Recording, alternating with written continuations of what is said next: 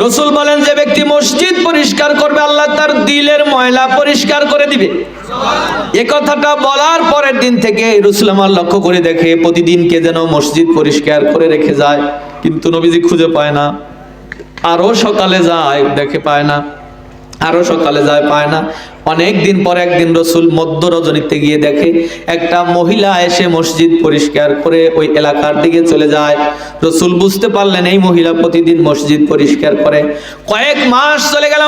হঠাৎ করে একদিন নবীজি ফজরের নামাজে মসজিদে গিয়ে দেখে মসজিদ আজকে অপরিষ্কার। রাসূল আমার নামাজের পরে ডেকে বলে, সাহাবীরা, এই এলাকার ভিতরে কোনো মহিলা মানুষ কি মারা গেছে? সাহাবীরা বলে, হুজুর হ্যাঁ, গত রাত্রিতে একটা মহিলা মারা গেছে। আল্লাহর হাবিব বলেন, আমাকে খবর দাও নাই কেন? সাহাবায়ে কেরাম ডেকে বলে, নবী রে, মহিলাটা ছিল একটা গরিব মহিলা, তারপরে কালো মহিলা। এই গরিব সাহাবী আপনাকে ডিস্টার্ব করার জন্য আমরা ডাকি নাই, আমরা নিজেরাই খবর দিয়ে দিছি। রাসূল আমার চোখের পানি ছেড়ে দিয়ে বলে, সাহাবীরা, আমাকে মহিলার কবরের পাশে নিয়ে যাও। নবীজি নিজে কবরের পাশে যায়, হাত তুলে দোয়া করে, আল্লাহ, এই মহিলাটা তোমার ঘর প্রতিদিন পরিষ্কার করতো, আল্লাহ তার কবরটাকে পরিষ্কার করে জান্নাতের বিছানা বিছায়া দেয়। সাহাবীরা চতুর্পাশে কাঁদতেছে আর বলতেছে, মহিলারে, তোমার কপাল কত ভালো, কারণ তোমার জন্য নবীজি নিজে দোয়া করতেছে। আল্লাহ রাসূল মাথা ঘুরে বলে, সাহাবীরা শোনো, কেউ যদি কিয়ামত পর্যন্ত কেউ যদি আমি রাসূলের স্পেশাল দোয়া পেতে চায়, তারা যেন মসজিদ পরিষ্কার করে খায়। এজন্য প্রতিদিন যদি মসজিদ পরিষ্কার করেন, রাসূলের স্পেশাল দোয়া আপনি আমি পেয়ে যাব। বাবা শোনো, রাসূল বলেছেন, কেউ যদি মসজিদ থেকে একটা ছোলা পরিমাণ ময়লা ফেলে দেয়, আল্লাহ তার আমলনামায় পাহাড়, উহুদ পাহাড় পরিমাণ সওয়াব লিখে দেয়।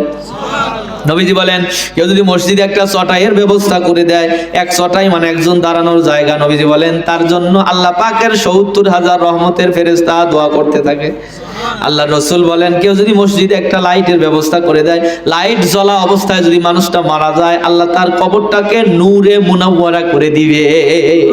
এজন্য মসজিদ পরিষ্কার করার দরকার আছে না নাই? আল্লাহর হাবিব বলেছেন, একটা হাদিস বলে আমি শেষের দিকে চলে যাব। নবীজি বলেন, সাহাবীরা শোনো, মান বানা লিল্লাহি মাসজিদান বানাল্লাহু লাহু বাইতান ফিল জান্নাহ। কেউ যদি একটা মসজিদ বানায়, আল্লাহ তার জন্য জান্নাতে একটা ঘর বানায়। সাহাবায়ে কেরাম শোনার পরে বলে, নবী রে, একটা মসজিদ একা বানানোর ক্ষমতা তো আমাদের নাই, অনেকের নাই।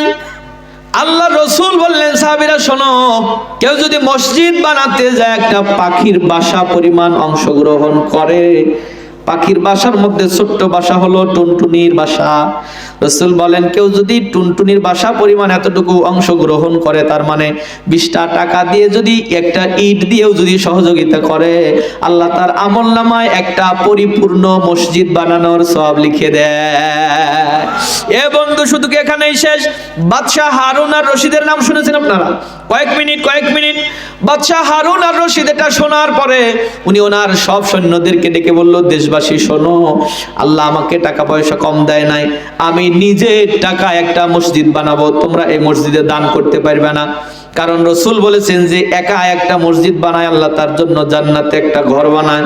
বাদশাহ হারুন আর রশিদ অক্লান্ত পরিশ্রম করে নিজের টাকা দিয়ে, সৈন্য দিয়ে একটা মসজিদ একা বানাইছে। মসজিদ বানানো শেষ, একদিন রাত্রিবেলা স্বপ্ন দেখে সে মারা গেছে। ফেরেশতারা তাকে নিয়ে জান্নাতের মধ্যে বলতেছে, বাদশাহ এটা তোমার জান্নাত।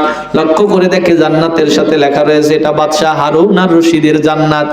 পাশেই একটা জান্নাত রয়েছে, অনুরূপ জান্নাত, ওখানে লেখা রয়েছে এটা আব্দুস সাত্তারের জান্নাত। বাদশাহ হারুন আর রশিদ অবাক হয়ে জিজ্ঞেস করে, ফেরেশতারা এই জান্নাতটা কার? ফেরেশতারা একটা লোকের ছবি দেখায় বলে, এই লোকের এই জান্নাত। বলে, এই জান্নাতটা এখানে আমার মতো বানানো, এই জান্নাতের ভিতরে একটু ঢুকতে চাই। ফেরেশতারা বললেন, না, অপরের জান্নাতে যাওয়া যাবে না, ইচ্ছা হলে তুমি তোমার জান্নাতে যাও। হারুন আর রশিদের ঘুম ভেঙে গেছে। সকালবেলা লোকদেরকে বলল, আগামী জুমার দিন আমি মসজিদ উদ্বোধন করব।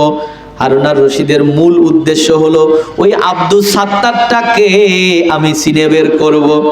হারুন আর রশিদ পরের দিন জুমার দিন জুমা উদ্বোধন করবে, সব মানুষের সামনে নিয়ে বয়ান করতেছে। হঠাৎ করে কর্নারের একটা লোকের চেহারার সাথে রাতের স্বপ্নের লোকের মিল পড়ে গেছে। ডাক দিয়ে বলে, ভাই আপনার নাম কি? বলে, আব্দুল সাত্তার। এদিকে আসেন। আসার পরে বলে, ভাই আপনার জীবনের এমন কি নেক আমল আছে? আমি যা স্বপ্ন দেখেছি এমন কি নেক আমল আছে?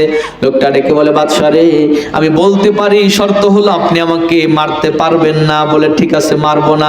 ডেকে বলে, বাদশা তুমি বলেছো তুমি নিজের টাকায় মসজিদ বানাইবা, কারো দান নিবা না, কিন্তু রাত্রিতে আমি ঘুমাতে গেলে আমার ঘুম আসে না, কারণ রসুল বলেছে যে মসজিদ বানাতে পাখির বাসা পরিমাণও দান করে আল্লাহ তাকে একটা জান্নাত দেয়।